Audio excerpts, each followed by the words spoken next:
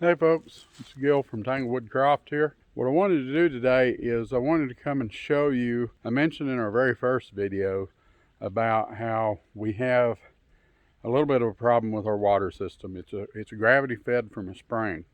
So I thought what I'd do is bring you up here today and show you just what I'm talking about, give you a few details of it, and maybe even just some of the pretty things that's along the way that I really like. I don't know, ever since I was a kid, I've always been fascinated with creeks and streams. So they're really pretty to me. Let me take you up here, and I'm almost to the spring, and I'll show you the spring where our water initially comes from. Okay, so here we are at the spring where we get our water. I said it's a gravity flow system. That tank is, even though it's covered with moss now, it is a stainless steel hydraulic tank. My dad put this whole system in. You can see the pipe goes into, it's almost like a little cave there. It brings the water down through this screen, which keeps most of the stuff out, and it sits and it gets a chance to settle some. This hose here that comes out of the top, this is the one that eventually flows down to the house. There's another one here at the bottom, and I'll show you where that eventually leads to. It goes to another spring that's adjacent to this property. This is the little stream that runs off from the spring. So you can see it's got some pretty good output because, I mean, it's keeping that tank full constantly, and it's got pretty good flow at the same time. Now,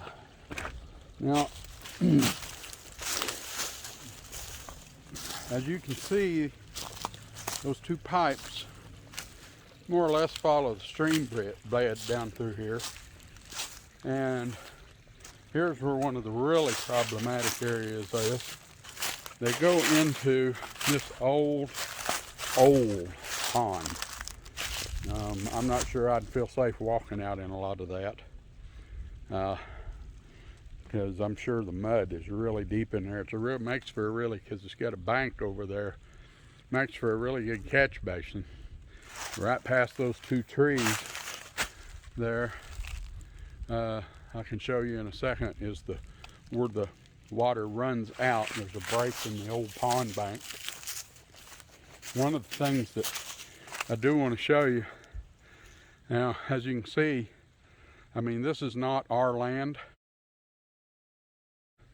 As I mentioned before, it used to be part of Grandpa's land. We wouldn't mind having this piece, but with where we're at, land prices are just crazy. You just look up Washington County, northwest Arkansas, and it's such a booming area that land prices here are just crazy. I mean, if we didn't already have this land, there's no way we would buy it. But we've thought this would make, my wife and I have talked about it, like if we could have sheep, this would make a great sheep pasture. There is the outflow from the old pond, and the creek continues on down that way, and I'll show you a little more of that in a minute. So here's the small creek from the stream running down, and you may catch our cats. They decided to come up here with me. They were both outside. I've always loved this little crossing here. Makes it easy to cross the creek without getting your feet wet. But then it runs here, it runs down into the main creek. Across this, it's basically the top of a bluff. There's a lot of places in this creek where all you'll see is rock for the bottom. It's not gravel or any of that. Speaking of, look at this huge cedar tree. I've talked about how these things are all over the place, and that one's an old. Now, as you can see, there's another small pasture here. It could use some cleaning up at the edges, and it would need fencing put in. You can't really see it, but our hose, our line, water line, which is, if I remember right, 3/4 inch. Again, it's gravity fed. You can see a little bit of it right there under the leaves, just runs on top of the ground. And of course there's problems with that. Some places it's kind of buried, but being gravity fed, even in the really cold weather, as long as we don't get a break in the line, the water keeps running. The black makes it so if any sun hits it, it warms up pretty good. The other bottom line I was telling you about, it goes down to these little two cisterns here. That's another spring there. That used to feed, 5 houses I think it was at one time. Had to be real careful of it. And some of the water came down from the other spring I just showed you to this one to help supplement what water come out of this one. Rural water came through Madison County, which is the next county east of us, came through and put water lines in and offered service several years ago, and my parents just couldn't afford it really. But that used to feed 5 houses. Most of them are on the rural water now. We're about the only one on this property that isn't, us and my cousin. So here's one of the problems that we encounter sometimes. Here's a splice. This splice is just barely in place, but each roll of this, if I remember correctly, was 300 feet. So we had to have several rolls to do it. And naturally, that means splices somewhere. And what I need to do is get up here with, say, a propane torch, just one of the little handheld jobs, and heat the black up. Just heat it up. You gotta be careful not to melt it. And then put it back on there and that way it shrinks on, and it won't. Deer come through here and other animals and knock it out. And sometimes this guy, he bush hogs back in here and he'll hit it with a tractor, run over it. Right down here is another thing that is something of a problem, and it can pull the line apart. You can see this creek bed here. Of course, it's dry right now, but you can see where our water line crosses it. And it can get up. You can see these dead branches and stuff that wash down, and they can catch that. But as you can see, you know, we're in all woods here. So there's lots of dead branches and such that'll fall off, and this can get rolling pretty good if we have a significant rain event. And it can pull on this. I've come up here and fixed it before, and it was actually this part right here that run up there was actually washed down to where it goes into the main creek, and then was on down the main creek there. And of course that makes it a challenge to get across this little thing when it's running full. And then this is the path that we have to walk. I came out here in the hot weather last summer, cleared it out. It was getting so overgrown it was hard to walk up it and accomplish anything. I'll give you a little pan of the creek here. Some of the rocks, a little waterfall there. Huge shelf rock up there. Right on down here, there is another splice. And I'll take you, I won't worry about that too much right now, but I will take you down and I'll show you where the water ends up. Show you the water flowing out of the water line. There's some more of that rock, some neat little features, a couple of small waterfalls. There's even some blue clay over there that I think is supposed to be useful for some stuff. So give me a minute to get down to the cistern. Okay, so here we are. This is where our water ends up in this little cistern. It sets, part of it runs right up under, that's the pump house. Up at the end there, right under the corner of the pump house, there is a submersible pump that pumps it on into our house. I'm not sure if you can see, one of the problems we have on that is the water gets really silty when we have a lot of rain and it settles out here. You can see here's the water running out of the line, the black line, into the sump, the cistern. There's a little corner etched out right there, so water will run out, overflow, and that's what I referred to before. We got this little creek that runs down right here and went through our initial duck pen. So this is where the water ends up, and that's how it gets into the house. But it can get pretty cloudy and silty when we have heavy rains. Water out of the tap to water out of the refrigerator is quite a bit of difference.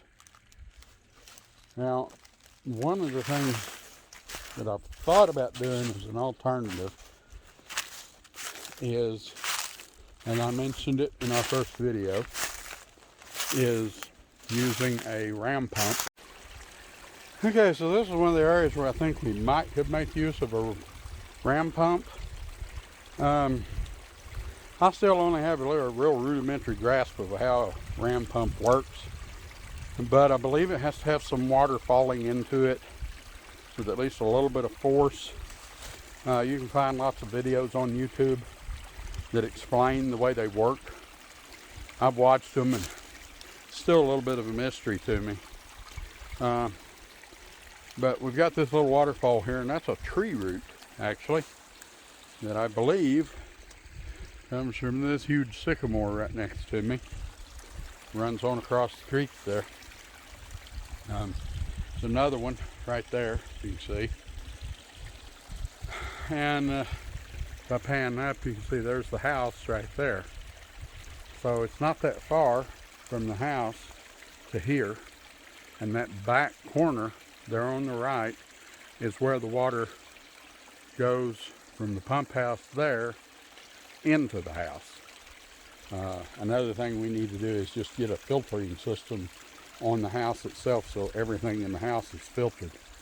But of course the problem is, and you can see these piles of leaves here, and you can see how the bank is cut and even undercut over there. This creek gets up pretty good when it rains, so I don't know what that would do or how we could get a ram pump to sit here and not get washed away when we have a lot of rain. Another alternative would be where we cross the creek in our driveway. In some ways it might be better. Let me take you down and show you that so you can see what I'm talking about. Okay, so as you can see here, this is where where our driveway crosses the creek. Got this concrete slab here that keeps it from getting too deep most of the time, unless we have a significant rain event. Even then we can usually cross it. But you can see water's falling off of it pretty good. And then we've got this pool right below it. And right on down there's where it flows off of our property. This could probably be really good for a ram pump, except when it's drier, the water stops flowing across the slab and it runs under it. That's caused a problem in and of itself, in that it's really tough to see from here. But the underneath is eroding away. It's backwashing and eroding stuff out. So it's sort of an alternative, at least it's a better waterfall, but the waterfall up there will always run where this one won't. So that pretty much sums it up on what we've got going on with our water situation at present. So let me close this out by saying that I'm not saying all this stuff to, whine or act like, oh, poor us. We promised you at the beginning we'd show you the problems we face, and hopefully someday we'll be able to come to you with a video that shows a solution to this, because we hope to find a solution. Another reason for making this video is, hey, if any of you guys out there have any ideas, drop it in the comments below. We'll watch for it. We'd appreciate any help you could give us if you can think of anything. The rural water, as we understand it, they would pay to bring water to the edge of our property. We would have to pay for the pipe beyond that. That's still going to be at least a quarter of a mile, because we have a half-mile driveway. The meters, or the junctions at least, are all the way up by the paved road, and that's half a mile from here. And then on top of that, of course, we would have to come down this rocky driveway. We've talked about go ahead and getting on the rural water, because it wouldn't be that far to run pipe down where we can use the rural water to give water to our animals up top. And that's an option we're considering. But we may have to figure a way to run the water on down here to the house, get across this creek. There's a lot of just physical challenges to bringing it down here.